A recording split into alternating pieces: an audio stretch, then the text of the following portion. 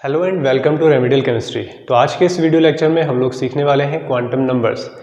ऐसे नंबर्स जो हमें बताते हैं कि न्यूक्लियस के सराउंडिंग में जो इलेक्ट्रॉन्स घूम रहे हैं वहाँ पर उनकी एनर्जी क्या है, न्यूक्लियस से कितनी दूर वो घूमते हैं, डिस्टेंस क्या है, क्या शेप होगा उनके ओरिएंटेशन का, इन सब के बारे में जिस नंबर से हमें नॉलेज मिलती है उन नंबर्स को हम बच्चों क्या कहते हैं, क्वांटम नंबर्स कहते हैं। तो बेसिकली ये नंबर होते हैं आपके 4 टाइप्स के, तो जिसके बारे में हम लोग 1 बाय 1 डिस्कशन करेंगे। तो क्वांटम नंबर्स आपको किसके बारे में नॉलेज देते हैं? ये आपको शेप बताते हैं, ये आपको एनर्जी बताते हैं, ये आपको ओरिएंटेशन बताते हैं। तो कुछ इस तरह की इंफॉर्मेशन ये हमें देते हैं। अब कौन कौन सी और एक्स्ट्रा इन्फॉर्मेशन हमें पता चलती है वो धीरे धीरे हमें इस टॉपिक को पढ़ते पढ़ते आइडिया आ जाएगा। ठीक है, तो ऐसे नंबर जो हमें शेप के बारे में, एनर्जी के बारे में, इलेक्ट्रॉनों के ओरिएंटेशन के बारे में नॉलेज देते हैं वो नंबर्स क्या कहलाते हैं? क्वांटम नंबर्स कहलाते हैं। ये होते हैं 4 टाइप्स के। सबसे पहला क्वांटम नंबर होता है बच्चों प्रिंसिपल क्वांटम नंबर। सबसे पहला क्वांटम नंबर होता है हमारा प्रिंसिपल क्वांटम नंबर, उसे डिनोट किया जाता है स्मॉल n से। तो जो फर्स्ट क्वांटम नंबर है ना वो हमें बताता है शेल्स के बारे में। आप लोग 10th क्लास से देखते आए हो कि सर ये हमारे पास न्यूक्लियस है और न्यूक्लियस के सराउंडिंग में आप ऐसे सर्किल दिखाते हो, ये कहलाते हैं ये कहलाते हैं आपके शेल्स। तो ये नंबर आपको आइडिया देता है शेल्स के बारे में। इन्हीं शेल्स को हम एनर्जी लेवल्स भी कहते हैं। न्यूक्लियस से जो सबसे पास वाला शेल होगा उसकी एनर्जी कम होगी, न्यूक्लियस से जैसे ही दूर जाओगे उसकी एनर्जी ज़्यादा होगी, न्यूक्लियस से और दूर आप जाते हो तो एनर्जी और ज़्यादा बढ़ जाती है।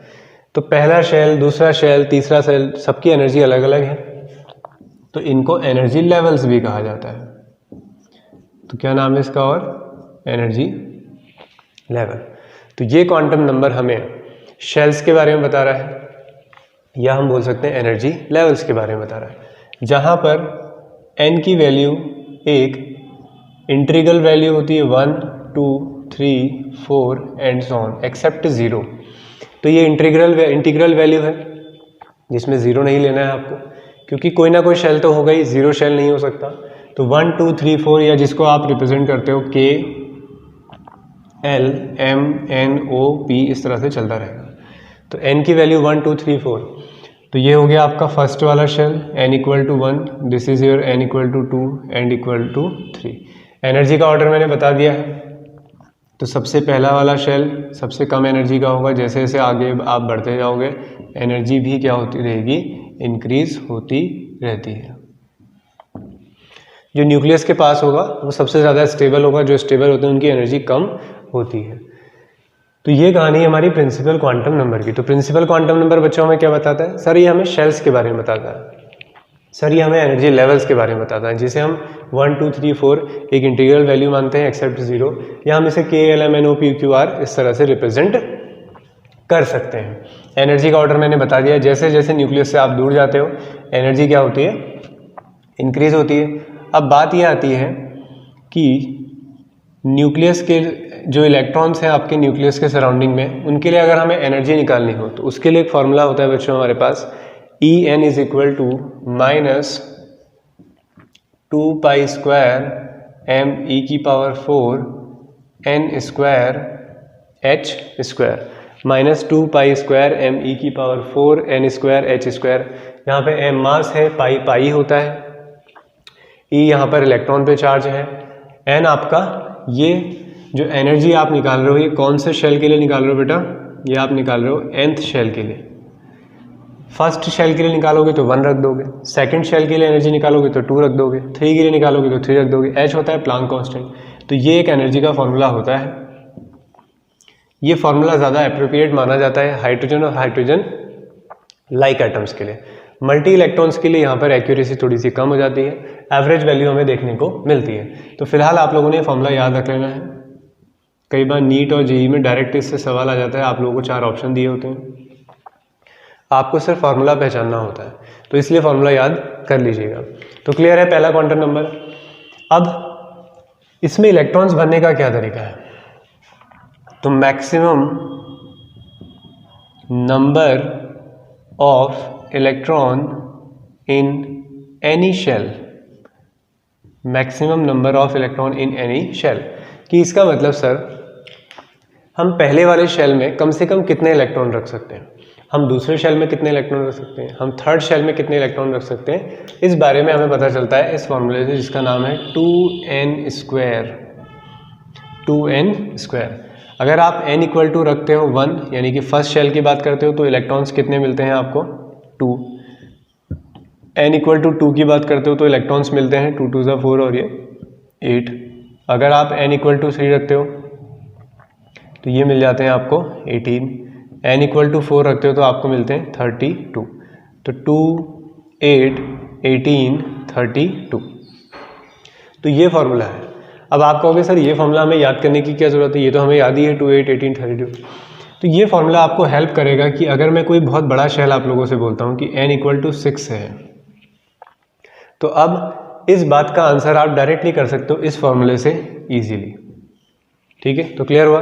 तो पहला क्वांटम नंबर हम लोगों ने देखा प्रिंसिपल क्वांटम नंबर, ऐसा क्वांटम नंबर जो हमें शेल्स के बारे में, एनर्जी लेवल्स के बारे में बताता है, जिसकी वैल्यू 0 को छोड़कर 1 2 3 4 5 आगे कोई भी इंटीग्रल वैल्यू हो सकती है, जिसे हम KLMNO PQR इस तरह से भी डिनोट कर सकते हैं। फिर हमने देखा कि न्यूक्लियस से जो डिस्टेंस है, ये जो एनर्जी शेल है, यहाँ पे इनकी एनर्जी अगर हमें निकालनी है तो उसके लिए क्या फॉर्मूला है, -2π² me⁴n²h²। तो ये nth शेल के लिए, सेकंड शेल के लिए होगा तो 2 आ जाएगा। फिर हमने कहा कि शेल्स में कितने इलेक्ट्रॉन रख सकते हैं, तो वो है आपके 2n स्क्वायर, n की वैल्यू रखो और निकाल लो। आपसे मैंने पूछा 6 शेल में कितने होंगे, रख दोगे यहाँ पे 6 6 36 मल्टीप्लाई कर दोगे, आंसर आ जाएगा। ठीक है, 72 आ रहा होगा शायद। ठीक है, देख लोगे तुम लोग। ठीक हो गया, क्लियर हो गया, इसका स्क्रीनशॉट ले लो। अब हम बात करते हैं अपने सेकेंड क्वांटम नंबर पर। तो हमारा सेकेंड क्वांटम नंबर है जिसे हम जानते हैं एजीम्यूथल क्वांटम नंबर के नाम से। एजीम्यूथल क्वांटम नंबर, या हम इसे बोलते हैं orbital angular momentum, orbital angular momentum quantum number, या हम इसे बोल सकते हैं सब्सिडरी क्वांटम नंबर। ठीक है, तो ये इसके कुछ नाम हैं, azimuthal quantum number, orbital quantum number, orbital angular momentum quantum number, ठीक है, और सब्सिडरी क्वांटम नंबर। एक और इसका नाम होता है सेकेंडरी क्वांटम नंबर। कितने सारे नाम है ना, सेकेंडरी क्वांटम नंबर। ठीक है ना, तो अब इसमें बात करते हैं। तो हम लोगों ने देखा कि न्यूक्लियस के अराउंड क्या है, शेल है, और हम लोग 10th क्लास तक सिर्फ इतना ही जानते हैं कि ये न्यूक्लियस है और ये शेल है, ये शेल है, ये शेल है।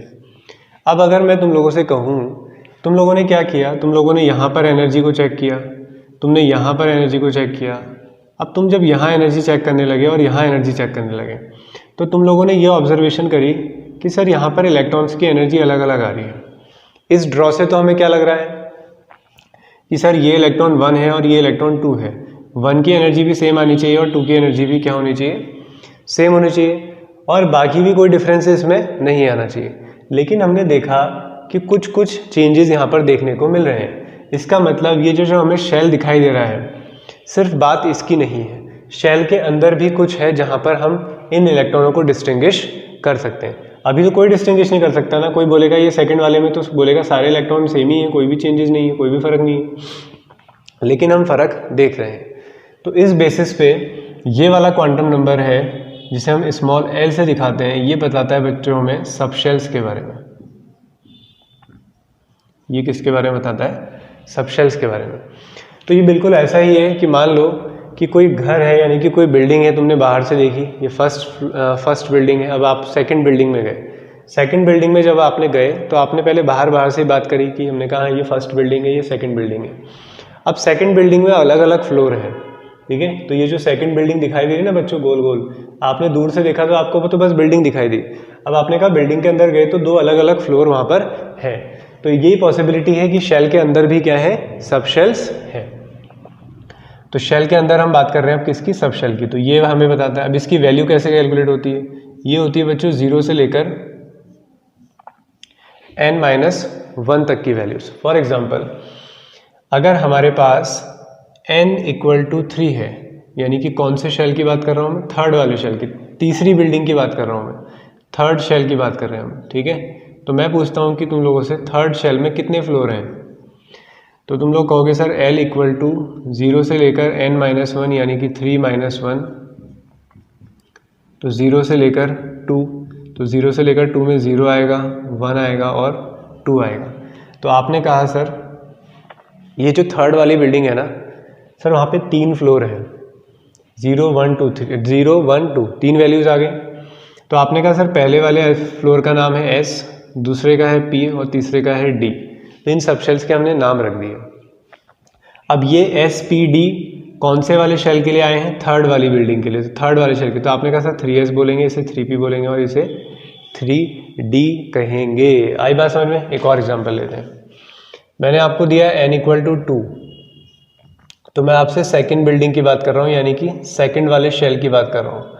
अब मैं इसमें आपसे पूछता हूँ कि कितने फ्लोर हैं, तो आप बोलोगे सर 0 से लेकर n-1 यानी कि 0 से लेकर n-1 1 हो गया, तो 0 और 1। तो आपने कहा सर 2 ही फ्लोर हैं। कितने फ्लोर हैं, 2। तो पहले वाले फ्लोर का नाम हमेशा S होगा, फिर P होगा, फिर D, फिर F, ऐसे चलेगा, SPDF। तो ये है। अब ये सेकंड वाले शेल के लिए तो आप इसे 2S बोलोगे और इसे 2P बोलोगे। क्लियर हुआ। तो इसका मतलब ये जो ड्रॉ अभी तक हम बना रहे थे, अब अगर हम उसे दिखाएं तो हम कुछ ऐसा कहेंगे। अच्छा n=1 के लिए बताओ ज़रा। तो सर n=1 के लिए तो 0 से लेकर n-1, 1 0 हो जाएगा। तो सर सिर्फ एक ही फ्लोर है, यानी कि कौन सा फ्लोर है, S। एक ही वैल्यू है तो 1S। तो इसका मतलब सर ये जो ड्रॉ हम बना रहे थे, ये पहला वाला शेल है जिसके अंदर एक सब शेल है, ये दूसरा वाला शेल है जो हमने पास से जाके देखा तो हमें दिखाई दिया कुछ ऐसा, जिसमें एक S है और एक क्या है, P है। फिर आप आए थर्ड वाले शेल में, तो आपने कहा सर थर्ड शेल में तो हमें तीन चीज़ें दिखाई दे रही है, SPD, है ना। ऐसे ही आप फोर्थ वाले शेल में आओगे तो एक और आपको दिखाई।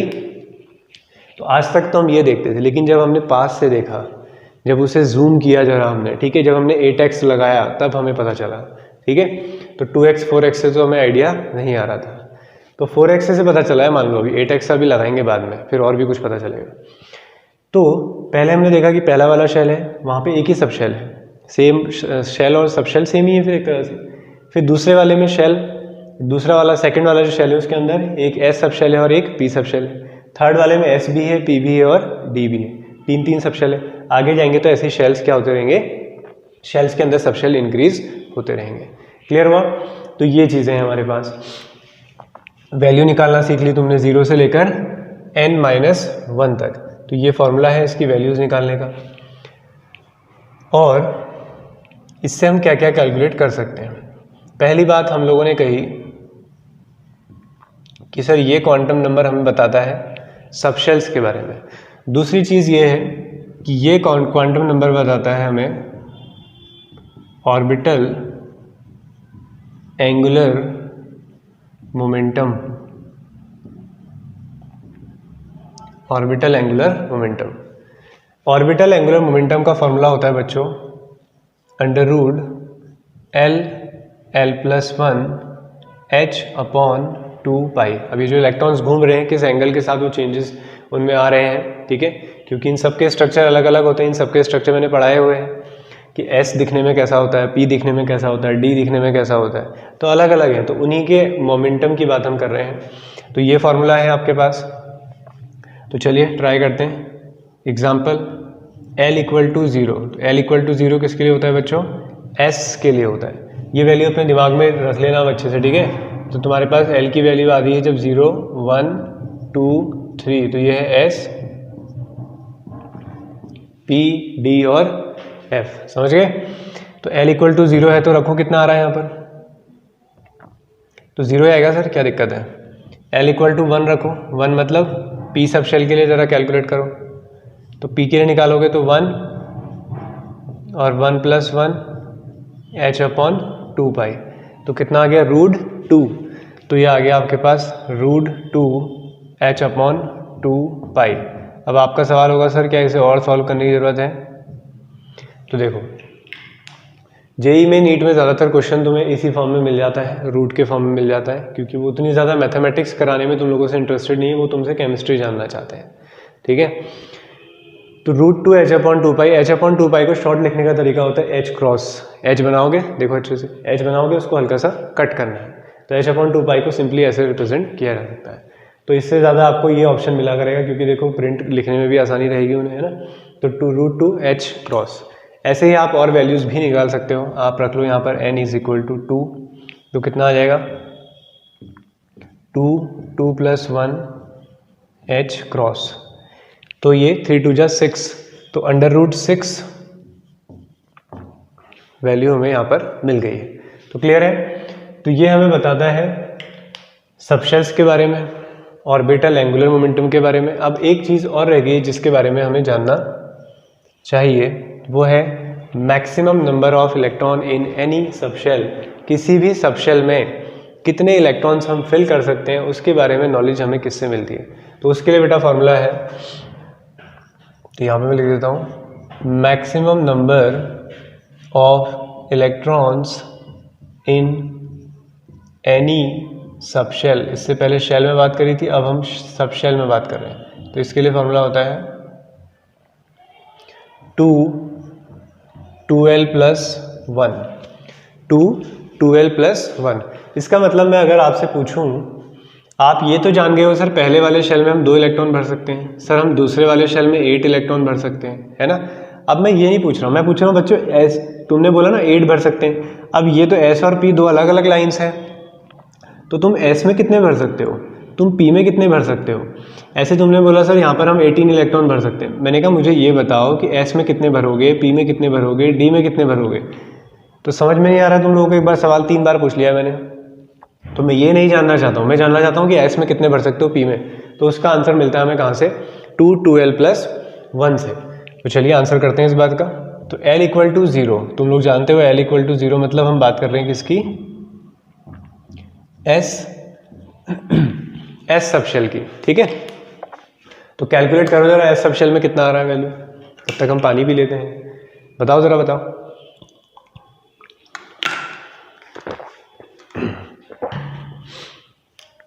तो l = 0 रखोगे तो ये 2 तो अंदर जाएगा ही ना, तो कितने इलेक्ट्रॉन्स आ गए? 2 इलेक्ट्रॉन। इसका मतलब जब आप s भरोगे तो कितने इलेक्ट्रॉन भर सकते हो? 2 इलेक्ट्रॉन्स। अब पी में तो देखो यहाँ से ही पता चल गया होगा, 2 भर दिए सर, बचे 8 में से 2 भर दिए, तो यहाँ से 6 भर जाएंगे। तो चेक कर लेते हैं एक बार। l = 1 रखोगे तो वो किसके लिए होता है बेटा? वो होता है पी सबशेल के लिए, पी सबशेल के लिए। तो पी सबशेल के लिए रखो जरा, 1 रख दो यहाँ पर, तो ये 3 × 2 = 6, तो आगे 6 इलेक्ट्रॉन।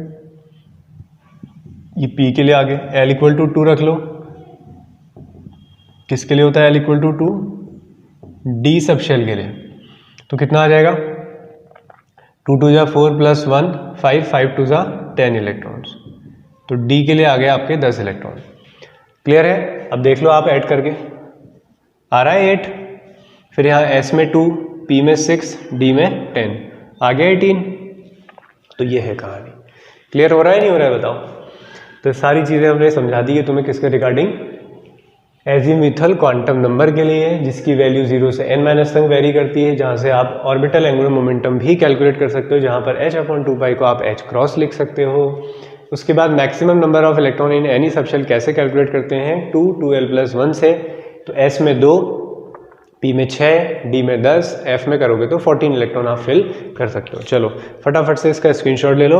अब हम बात करते हैं, अच्छा एक पॉइंट और वो भी काफ़ी इंटरेस्टिंग है, उसको मैं बता देता हूँ तुम्हें। है कहीं स्पेस? इसको हटा देते हैं, ठीक है। फिर एक सा स्क्रीनशॉट ले लोगे तुम। वैसे तो तुम्हें सीक्वेंस में लिख लेना चाहिए नोटबुक लेकर, क्योंकि मैं जब एक बार लिखना शुरू करता हूँ तो कहाँ कहाँ वो चीज़ें पहुँच जाती हैं आप देख ही सकते हो।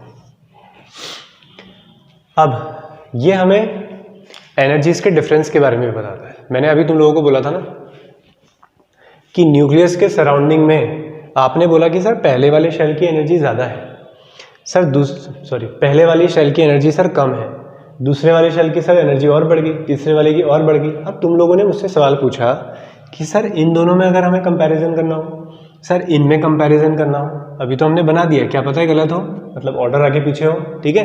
तो इनमें हम कैसे डिफरेंस करेंगे, तो इनमें डिफरेंस कैसे होगा, देखो वैसे मैंने तुम्हें एक बोहर बरी मॉडल पढ़ाया है ना, तो फिर भी चलो यहाँ पे देख लेते हैं।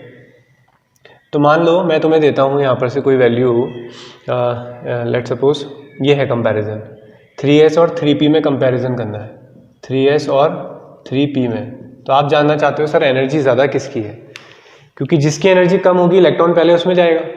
तो 3s और 3p, तो देखो पहले आप किससे डिसाइड कर रहे थे, आप बोलते थे n ज़्यादा होगा तो एनर्जी भी ज़्यादा होगी, n कम है तो एनर्जी कम होगी, करा था ना अभी ऑर्डर कि 1 फिर 2 फिर 3 फिर 4। सर जैसे जैसे n की वैल्यू बढ़ती है एनर्जी बढ़ती है, लेकिन यहाँ तो n की वैल्यू सेम है, तो आप डिसाइड करोगे s से। s की वैल्यू कितनी है बताओ, 0, p की वैल्यू कितनी है 1, तो किसकी एनर्जी ज़्यादा हो गई, इसकी। तो यहाँ से आप एनर्जी के बारे में बता सकते हो। तो इसका मतलब अगर पहले इलेक्ट्रॉन फिल किया जाएगा तो वो पहले s में भरा जाएगा, फिर भरा जाएगा वो p में। ऐसे ही आप d के लिए कंपैरिजन कर सकते हो, आपके पास है 3d, तो d के लिए वैल्यू कितनी आएगी आपकी, 2 आ जाएगी। तो बस बता सकते हो। तो रिलेटिव एनर्जीज में भी कंपैरिजन यहाँ पर किया जा सकता है। तो चलो अब हम बात करते हैं अपने थर्ड क्वांटम नंबर के लिए, इसके स्क्रीनशॉट ले सकते हैं अब आप लोग।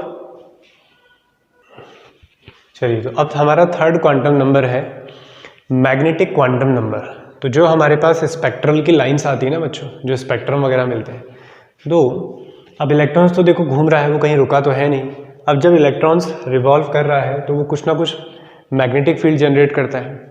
अब अगर आप उसे मैग्नेटिक फील्ड में रखोगे, उसने खुद घूम करके अगर कुछ ना कुछ मैग्नेटिक फील्ड और इलेक्ट्रिक फील्ड जनरेट किया, अब आपने उसे मैग्नेटिक फील्ड में रख दिया, ये है मैग्नेटिक फील्ड, इसके बीच में आपने उसको रख दिया है। अब उसने खुद भी अपना मैग्नेटिक फील्ड लगाया हुआ है और आपने भी एक एक्स्ट्रा मैग्नेटिक फील्ड अप्लाई कर दिया है। अब इन दोनों मैग्नेटिक फील्ड के बीच में ही कहानी चलेगी, ये एक दूसरे को अट्रैक्ट करेंगे, रिपेल करेंगे, ये चीज़ें यहाँ पर होने वाली है। तो ये क्वांटम नंबर उसी के बारे में हमें थोड़ी सी नॉलेज देता है। तो इस क्वांटम नंबर को कहा जाता है मैग्नेटिक क्वांटम नंबर, ठीक है। और इस इफेक्ट को कहा जाता है ज़ीमान इफेक्ट। तो जो हमारे स्पेक्ट्रम होते हैं वो फर्दर, ये तो खैर अलग से पढ़ने वाला टॉपिक है, ज़ीमान इफेक्ट डिस्कशन वगैरह। फिलहाल हम बात करते हैं अभी मैग्नेटिक क्वांटम नंबर पे, नहीं तो बहुत ज़्यादा कॉम्प्लिकेटेड हो जाएगा। तो ये बेसिकली बच्चों आपको नॉलेज देता है किसके बारे में, ऑर्बिटल्स के बारे में, यानी कि प्रोबेबिलिटी किस डायरेक्शन में होगी। मैंने कहा था ना तुम रूम में घूम रहे हो, अब मैं ये जानना चाहता हूं तुम किस तरह से घूम रहे हो। क्या तुम सर्कुलर पाथ में घूम रहे हो, ऐसे है तुम्हारा मोशन, या फिर तुम्हारा मोशन कुछ ऐसा है, या फिर तुम्हारा मोशन कुछ ऐसा है। अब तुम लोग समझने लग गए होंगे सर आप तो ये ऑर्बिटल के डायग्राम ही बना रहे हो। तो यही तो है कि इलेक्ट्रॉन्स को जो फाइंड करने की प्रोबेबिलिटी है वो किस डायरेक्शन में आप लोगों को मिल रही है। इस डायरेक्शन में मिल रही है, इस डायरेक्शन में मिल रही है, इस डायरेक्शन में किसी और तरीके से मिल रही है। 4 लोब्स 8 लोब्स बनती हैं एफ ऑर्बिटल में। तो इस बारे में हम जान रहे हैं किससे, मैग्नेटिक क्वांटम नंबर से। तो फिलहाल तो मैं ज़्यादा कॉम्प्लिकेटेड चीज़ों को नहीं कर रहा हूँ, आप लोगों को अभी फिलहाल ध्यान रखना है, क्योंकि बहुत वाइड टॉपिक है बेटा क्वांटम नंबर। अगर मैं एक एक क्वांटम नंबर की कहानी भी तुम्हें समझाने लगूँ तो उसके लिए हमें एक अलग अलग लेक्चर बनाना पड़ सकता है। तो फिलहाल अभी हम बात कर रहे हैं 11th-12th के स्टूडेंट्स के हिसाब से और नीट जेई की प्रिपरेशन के हिसाब से, ठीक है। तो इस बेसिस पे हम बात करते हैं। तो हमारे पास ये किसकी नॉलेज देते हैं, ऑर्बिटल्स की। रिप्रेजेंट किया जाता है m से, और ये किस पर डिपेंड करता है, l की वैल्यूज़ पर। कैसे डिपेंड करता है, देखो ml की जो वैल्यू होती है वो होती है -l से लेकर +l तक। तो जो ऑर्बिटल की वैल्यू है वो डिपेंड करेगी कि आपका l की वैल्यू क्या है। फॉर एग्जाम्पल आपके पास है l = 0, l = 1, l = 2। आप जानते हो l = 0 का मतलब है s सबशेल, इसका मतलब है p सबशेल और इसका मतलब है d सबशेल। अब इसके लिए निकालो आप वैल्यू, तो m0 -0 से +0, 0 आ गया। 0 का मतलब होता है बेटा एक ऑर्बिटल, 0 मत बोल देना इस वैल्यू को। तो इस 0 का मतलब है एक ऑर्बिटल, एक वैल्यू मिली है ना। फिर यहाँ पे निकालो ज़रा, m1 -1 से लेकर +1 तक, तो -1 के बाद 0 भी आएगा, तो -1 0 +1 कितनी वैल्यूज आ रही हैं? 3 वैल्यूज। तो कितने ऑर्बिटल मिल गए? 3। फिर यहाँ पे निकालो m2 -2 -1 0 +1 +2, this is your 5 orbitals. समझ रहे हो कहानी? L = 0 है तो 1 ऑर्बिटल, L = 1 है तो 3 ऑर्बिटल, L = 2 है तो 5 ऑर्बिटल है। तो इसका मतलब जो अभी तक हम लोग कहानी देख रहे थे कि पहला ड्रॉ हम लोगों ने बनाया था सिर्फ शेल्स का, फिर दूसरा ड्रॉ हम लोगों ने देखा कि शेल्स के साथ उनके अंदर सब शेल्स भी हैं, है ना? कुछ ऐसी कहानी हम लोगों ने देखी। अब हम देख रहे हैं कि सब शेल्स के अंदर ये जो हम SP बोल रहे थे, अभी हम जो SPD बोल रहे थे, इनकी पर्टिकुलर डायरेक्शन भी है अपनी एक। ये दिखने में ऐसे नहीं है, इनकी पर्टिकुलर डायरेक्शन में। S में हम जाएंगे तो कुछ अलग तरीके के इलेक्ट्रॉन्स अलग अलग डायरेक्शन में मिलेंगे, P में जाएंगे तो कुछ अलग डायरेक्शन है, D में जाएंगे तो अलग डायरेक्शन है, ठीक है? तो सबसे पहले मिली हमें बिल्डिंग, बिल्डिंग के अंदर मिले हमें अलग अलग फ्लोर, अब फ्लोर के अंदर हमें मिल रहे हैं अलग अलग रूम्स, और ये हैं वो रूम्स, ठीक है? पहले आपने बिल्डिंग देखी, पहली बिल्डिंग, दूसरी बिल्डिंग, तीसरी बिल्डिंग, फिर आपने कहा सर बिल्डिंग के जब हम पास गए तो हमने देखा पहली वाली बिल्डिंग में अलग फ्लोर है, दूसरी वाली बिल्डिंग में 2 फ्लोर हैं, तीसरी बिल्डिंग में 3rd फ्लोर है। अब हम उन बिल्डिंग्स के फ्लोर में रूम में बात कर रहे हैं, तो हम पहला वाला रूम कैसा दिखता है, दूसरा रूम कैसा दिखता है, तीसरा कैसा है, ठीक है? तो पहले फ्लोर में हमने कहा 1 ही रूम है, दूसरे वाले फ्लोर में 3 रूम है, और तीसरे फ्लोर में हमारे पास 5 रूम है। अब ऐसे में सोचना कि सर तीसरे रूम में 5 रूम, तीसरे फ्लोर में 5 रूम है, अरे समझाने के लिए बता रहे हैं, ठीक है? तो तीसरे वाले में कितने रूम्स हैं? 5, और हो तो सकते ही है ना, कोई वो थोड़ी है। तो इसमें 5 रूम्स है। अब यहाँ पर हम लोग बात कर रहे हैं कि इलेक्ट्रॉन्स किस तरीके से रहने वाले हैं। तो देखो कितना डेप्थ, कितना अंदर जाते चले हैं हम ऑर्बिटल्स के, फाइनली ऑर्बिटल तक हम पहुँचे हैं। तो ये वैल्यूज़ वहाँ पर हो सकती है। अब एक पर्टिकुलर एग्जाम्पल लेता हूँ जिसमें हमें मिक्स वैल्यू मिलेगी। जब आपके पास हो बेटा n = 4, तो आप बात कर रहे हो 4th वाले शेल की, यानी कि चौथी बिल्डिंग की बात कर रहा हूँ मैं आपसे। कौन सी बिल्डिंग की बात चल रही है? चौथी वाली बिल्डिंग। तो चलो चलते हैं वहाँ पर घूमने। तो आपसे मैं पूछता हूँ कि बेटा मुझे बताओ कि उस 4th वाली बिल्डिंग में कितने फ्लोर है, यानी कि कितने सबशेल्स हैं? तो आप बोलोगे सर 0 से लेकर n-1 तक, तो 0 1 2 3। तो आप बोलोगे sir S P D F। Sir 4 floor है वहाँ पर, 4 मंजिला है वो, 1 2 3 4, 0 S P D F उनका, ठीक है? बहुत बढ़िया है। चलो और अंदर चलते हैं। तो मैंने पूछा बेटा मुझे ये बताओ कि पहली वाली बिल्डिंग में, 4th वाली बिल्डिंग है, फिर ये क्या है आपके रूम, पहले वाले फ्लोर में कितने रूम हैं? तो आपने कहा सर पहले वाले में सर -L से +L मतलब 0। कितने रूम हैं? 1, तो 1 ऑर्बिटल है। मैंने कहा दूसरे वाले में बताओ, तो आपने कहा सर m1 -1 0 +1। तो इसका मतलब सर कितने हैं वहाँ पर? सर 3 रूम है। फिर मैंने बोला कि 3rd वाले में बताओ, तो आपने कहा सर L = 2 है ना जब, तो m2 यानी कि -2 से लेकर +2। तो आपने कहा सर -2 -1 0 +1 +2। तो आपने कहा सर इस वाले फ्लोर में 5 रूम्स हैं। अब हम पहुंचते हैं लास्ट वाले में। अब मैंने पूछा लास्ट वाले फ्लोर में बताओ, F वाले फ्लोर में, F फ्लोर में कितने हैं? देखो F से फ्लोर भी आ रहा है ना, तो यहाँ पे कितने? -3 से लेकर +3। तो -3 -2 -1 0 +1 +2 +3। तो कितने रूम है बताओ मुझे? तो योर आंसर शुड बी 7। तो ये कहानी है किसी एक शेल के लिए। तो आपने कहा 4th वाले शेल में हमारे पास 4 फ्लोर हैं जिनका नाम है S P D F। पहले वाले फ्लोर में 1 रूम है, दूसरे वाले फ्लोर में 3 रूम है, तीसरे वाले फ्लोर में 5 रूम है, चौथे वाले फ्लोर में हमारे पास 7 रूम है। अब हम बात करें इसके हिसाब से जो हमारी एक्चुअल चीज़ें हैं, तो 4th वाले शेल में बच्चों 4 सब शेल्स हैं। शेल के अंदर सब शेल्स कितने सब शेल्स हैं? 4, S P D F। तो इसे आप लिख सकते हो 4S 4P 4D और 4F, क्योंकि कौन से शेल की बात चल रही है? 4th वाले की।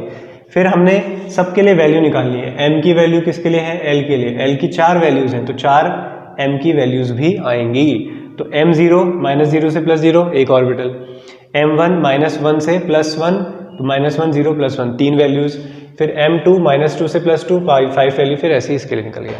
तो ये निकला आपका orbital quantum magnetic quantum number, जहाँ से सारी चीज़ें आप बता सकते हो। अब एक चीज़ और, इलेक्ट्रॉन भरना तो मैंने बता ही दिया है। अगर किसी सबशेल में तुम्हें बताने हो maximum number of orbitals, maximum number of orbitals, तो ऑर्बिटल्स को हम इस तरह से बॉक्स से रिप्रेजेंट करते हैं। एक्चुअल में तो तुम्हें ड्रॉ पता है ना, दिखने में तो ऐसे नहीं होते, हम अपनी सिंप्लिसिटी के लिए सब जगह बॉक्स बना रहे हैं।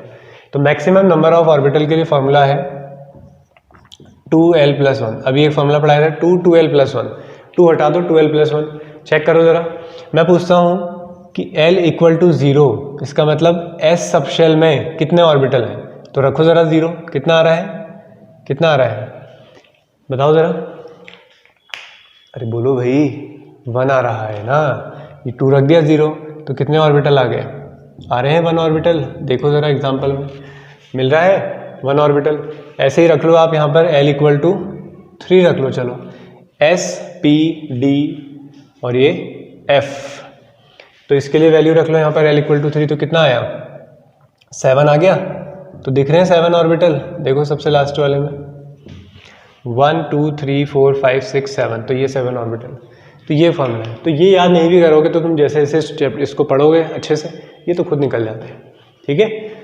तो ये था आपका मैग्नेटिक क्वांटम। अब हम लास्ट क्वांटम नंबर में चलते हैं। आई नो ये वीडियो थोड़ा सा लेंदी होगा एज़ कम्पेयर टू हमारी अदर वीडियोस से, क्योंकि हम कोशिश ये करते हैं कि ज़्यादा लेंदी वीडियोस ना बनाई जाए ताकि आप चीज़ों को समझ। लेकिन क्वांटम नंबर पे इतना टाइम तो बनता ही है। आप लोग भी देख ही रहे होंगे क्वांटम नंबर को कितना कॉम्प्लिकेटेड है, और उसको मैंने काफ़ी सिंप्लीफाई करने की कोशिश की है। आई होप मैं इसमें कामयाब हो पाया हूँ कि आप लोगों को ये चीज़ें क्लियर हो रही हो, ठीक है। फिर बाकी इसमें हम अलग से क्वेश्चंस के लिए अलग से सॉल्व करेंगे वीडियोस में, ठीक है, ताकि आप लोगों को थोड़ा और आइडिया आ जाए।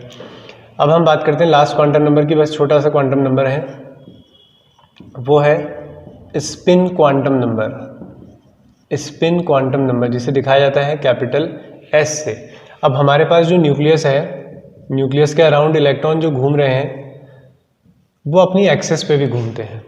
जैसे हम अर्थ को कहते हैं कि अर्थ सन के अराउंड घूम रही है, वो अपनी एक्सिस पे भी घूम रही है। देखो इस मार्कर को पकड़ के मैंने ऐसे घुमाया, तो अभी तो ये क्या है, मेरी ये फिंगर के अराउंड घूम रहा है।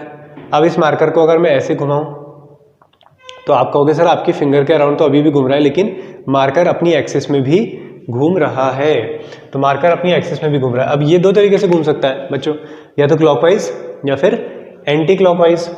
या तो क्लॉकवाइज घूम सकता है या फिर एंटी क्लॉकवाइज घूम सकता है, ठीक है। ऐसे घूम रहा है क्लॉकवाइज या एंटी क्लॉकवाइज। जब क्लॉकवाइज घूमेगा तो उसके लिए वैल्यू रिप्रेजेंट की जाती है, ये वाला एंटी क्लॉक है, -1/2। जब क्लॉकवाइज घूमेगा तो उसके लिए वैल्यू रिप्रेजेंट की जाती है +½ और रिप्रेजेंट कैसे करते हैं इलेक्ट्रॉन्स को, ऐसे कि ये +½ और ये -½ उल्टा बना दिया मैंने। -½ के लिए नीचे, +½ के लिए ऊपर की तरफ डायरेक्शन दिखाई जाएगी, ठीक है, क्लॉकवाइज एंटी क्लॉकवाइज। तो S की वैल्यू जो है पॉसिबल वो हो सकती है +-1/2। तो ये कहानी है स्पिन क्वांटम नंबर की। अब तुम लोगों के दिमाग में सवाल आएगा सर क्या यहाँ पर इतने कॉम्प्लिकेशन नहीं है जो अभी तक हम लोग वहाँ पर कर रहे थे। तो फिलहाल किसी एक्चुअल एग्जाम्पल के बिना इसके साथ अभी कोई कॉम्प्लिकेशन नहीं है। बस ये इलेक्ट्रॉनों की डायरेक्शन बताता है कि लेट सपोज आपके पास p ऑर्बिटल है और आपने 3 इलेक्ट्रॉन्स भर दिए ऐसे, सब कैसे हैं, क्लॉकवाइज हैं। तो आप बोलोगे सर क्लॉकवाइज है, इसके लिए स्पिन +½ है, इसके लिए स्पिन +½ है, इसके लिए स्पिन कितना है +½ है। तो टोटल स्पिन में अगर पूछूंगा तो आप बोलोगे सर 3/2 है ना, 3/2। तो ये है, इस तरह से इसको कैलकुलेट किया जाता है। तो आई होप सारी चीज़ें क्लियर हो गई होंगी। तो इस सारे क्वांटम नंबर डिटेल में मैंने बता दिए हैं। इन सबको पढ़ने के बाद एक छोटी सी समरी बनाओ जिसको तुम्हें बार बार प्रैक्टिस करना होगा, ठीक है। तो मिलते हैं नेक्स्ट वीडियो में। अगर आप लोग चैनल पे नए हैं तो चैनल को सब्सक्राइब कर लें, वीडियो को लाइक करना ना भूलें। तो मिलेंगे अब नेक्स्ट वीडियो में।